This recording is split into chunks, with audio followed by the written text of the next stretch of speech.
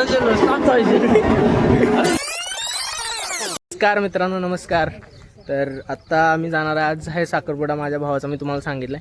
आता बरोबर 9:30 वाजल्यात आणि आता इथून आम्ही निघून बरोबर 12-12:30चा मुहूर्त आहे. मग तोपर्यंत आम्ही तिथं पोहोचीन आणि मग आपण भेटूयात डायरेक्ट आता हॉलवरती. मग आम्ही हॉलवरती 12:15 वाजता बरोबर पोहोचलो. पोहोचल्यानंतर लगेचच कार्यक्रमाला सुरुवात झाली. पहिला होता याद्यांचा कार्यक्रम. मग इथं पाहुण्यांनी एकदम परफेक्ट नियोजन लावलेलं, डेकोरेशन पासून जेवणापर्यंत एकदम परफेक्ट असण्याचं कारण म्हणजे ते आमची देशमुखांची पाहुणे आहेत. अच्छा.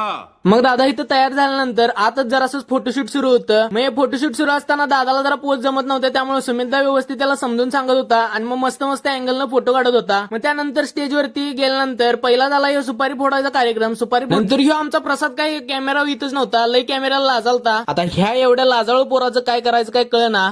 यावर एकच उपाय, लग्न करा.